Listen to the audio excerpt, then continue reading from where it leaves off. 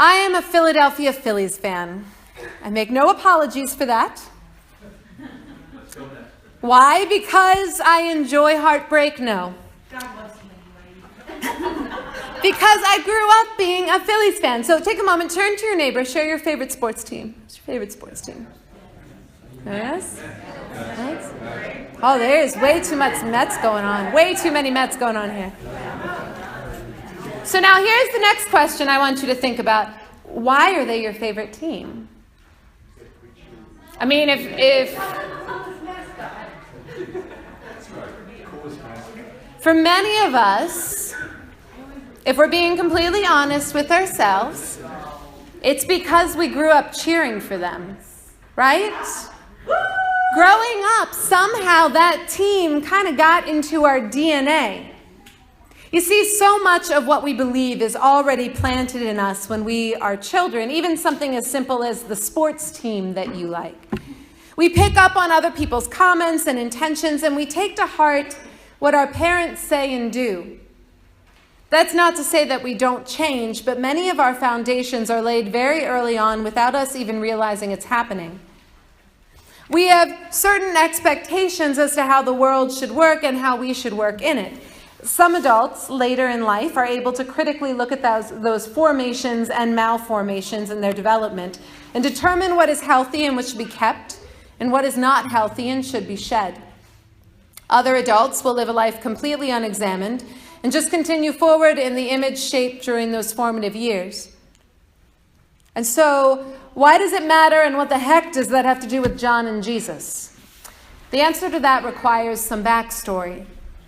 Today we read that John sends some of his disciples to ask Jesus if he really is the one that John has been waiting for him. Why didn't he come himself? Simple, because he's rotting away in prison at the order of Herod. John, a great prophet to be sure, is also a product of his formation. Growing up, he was inundated with expectations about the Messiah, not the least of which was the promised one would release the captives, yet there he sits.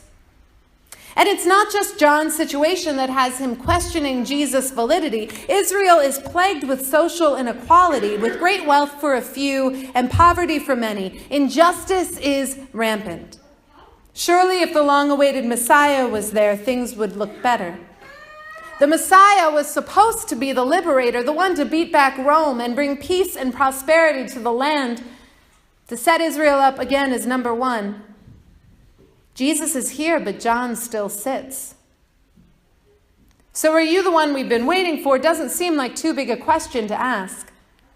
You see, John's formation has led him to have natural expectations that are reasonable given his upbringing, yet it is those very expectations that limit his imagination.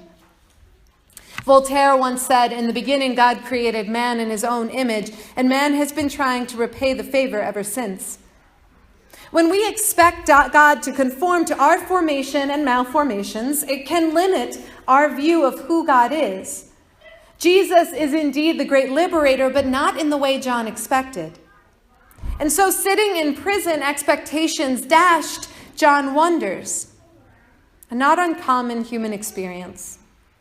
William Sloane Coffin, another great prophet, once wrote, after experiencing the horrors of the Vietnam War, certain American veterans proclaimed they couldn't believe in God anymore, as if it had been the will of God that they should have been over there in the first place.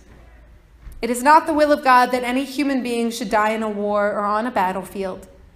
And it is no exaggeration to picture Christ between the opposing lines, every bullet and missile passing through his body. Why does God let these things happen? Because God can't prevent them. Love being self-restricting when it comes to power. If these human disasters grieve us, we can imagine how they break God's heart. But human disasters are the responsibility of human beings, not God. We can blame God only for giving us the freedom that misused makes these disasters inevitable. Often, I confess, I do blame God. I rail at God saying, look, God, if you give an expensive watch to a small child and the child smashes it, whose fault is it? But I have to recognize that if love is the name of the game, freedom is the absolute precondition. God's love is self-restricting when it comes to power. God's love is self-restricting when it comes to power. You know, when we grow up, often we are formed to desire success and comfort above all things. We revere athletes and movie stars. We throw our lots in with politicians who promise the moon. We are trained to seek and celebrate glory, yet, like John, we find Jesus rearranging our expectations and values. And where does that leave us?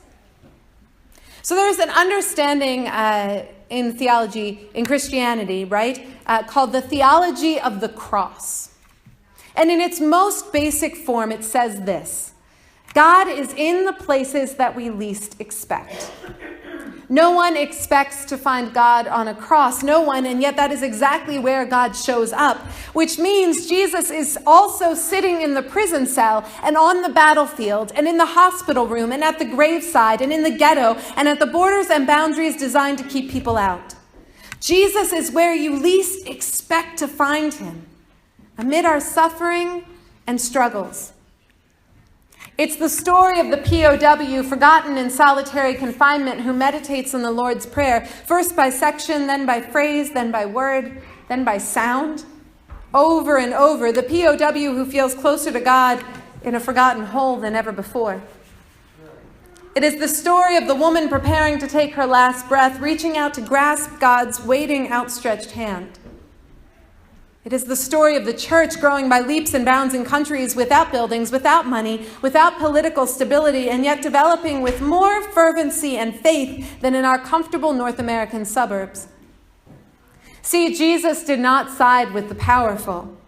Jesus declared, "Blessed are the poor, the meek, the peacemaker, the oppressed, the persecuted." Jesus proclaimed, "When you care for the least of these, you care for me." Jesus called for the little children to come and admonished the powerful to have faith like a child.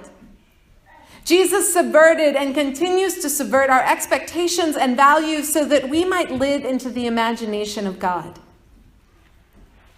Perhaps the liberation is not what we expect, but it is what we need.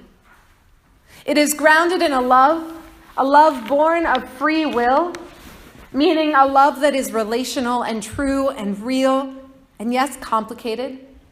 It is a liberation that assures us we will never be forgotten, forsaken, or alone.